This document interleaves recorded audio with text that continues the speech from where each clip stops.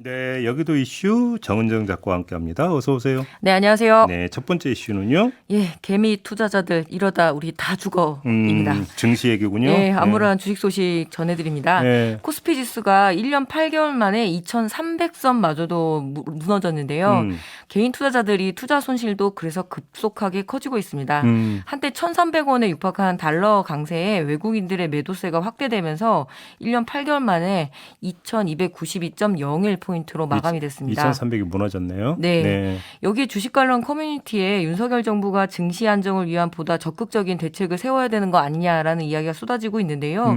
안 그러면 개미들 다 죽어나가게 생겼다는 말들이 나오고 있습니다. 갑자기 예. 깜발아버지 대사가 생각이 나요. 네, 그렇습니다. 이러다 다 죽어. 뭐. 지금 딱 그런 상태예요. 네. 예, 세계적인 위기 속에서 뭘 할 수 있겠느냐라는 윤석열 대통령의 발언에 크게 실망을 한 상황이잖아요. 네. 무엇보다 윤 대통령이 대선 후보 시절 자본시장 공약을 내세우면서 자율과 선진화에 대한 여러 공약을 내놨지만 정작 당선 이후에는 코스피가 300포인트 이상 이렇게 하락하고 있는데도 별다른 움직임이 없다는 것에 대한 더 실망을 하는 거죠. 네. 각 증권사마다 내놓은 코스피 전망은 2,000선까지 밀리지 않겠느냐며 어두운 전망들을 지금 이야. 쏟아내고 있는데요. 그래요? 예, 중요한 것은 이럴 때 정부가 시장을 안정화시키고 대책을 세우는 그런 최소한의 제스처라도 보여야 되는데 그런 것조차 하지 않고 있다라는 거죠. 투자 책임은 개인이 지는 것이 맞지만 주식이 이제 특별한 이들의 재테크 수단도 아니고 많은 이들이 선택하고 또 경제를 떠받쳐온 중요한 수단이잖아요. 그래서 이렇게 무대책의 대책을 내세워서는 안 될 텐데요. 공매도 제도 개선이나 증시 안정화 펀드 조성 등 증시 안정 대책을 여기저기서 요구를 하고 있지만 이 공매도에 대한 의견만큼은 금융 전문가들마다 다 다르게 의견을 제시하고 있습니다. 네.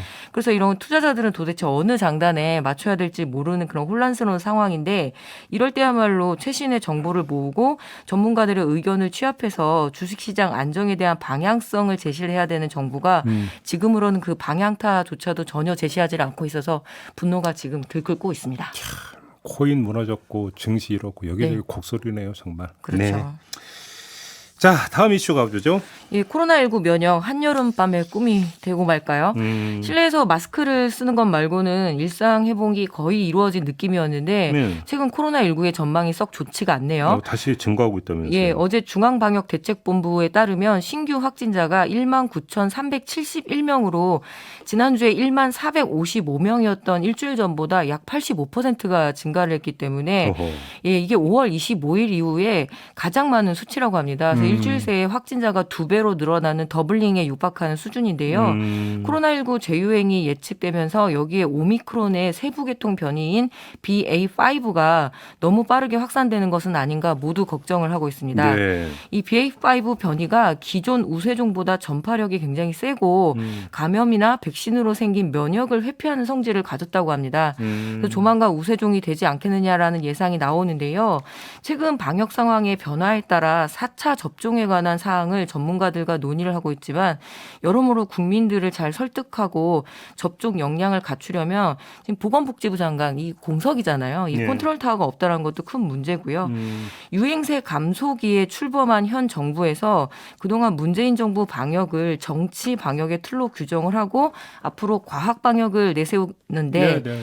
어떤 방향으로 갈지 저도 궁금합니다. 재유행이 발생할 경우에 일상 회복 기조를 이어나가면서 유행을 줄일 효과적인 방역 정책을 찾아내는 것도 현 정부의 큰 숙제일 텐데요.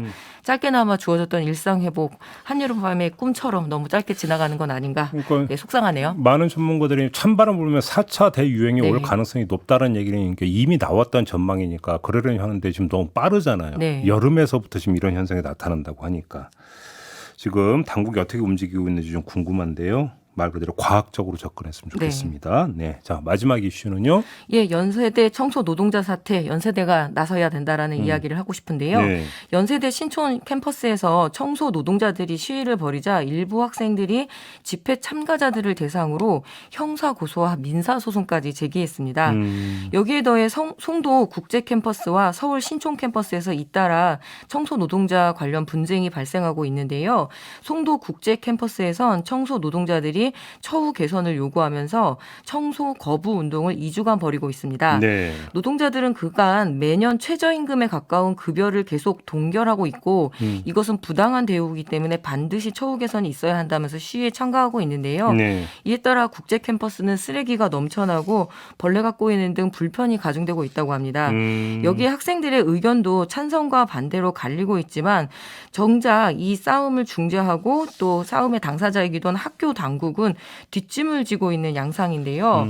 신촌 캠퍼스의 몇몇 학생들도 청소 노동자와 연대합니다라는 제목의 기자회견을 열고 연세대가 청소경비 노동자 처우 개선에 책임을 질 것을 촉구하고 나섰는데요. 사태가 이 지경에 이르도록 책임을 지지 않고 관망만 해온 연세대 측의 책임감 있는 자세가 필요해 보입니다. 네.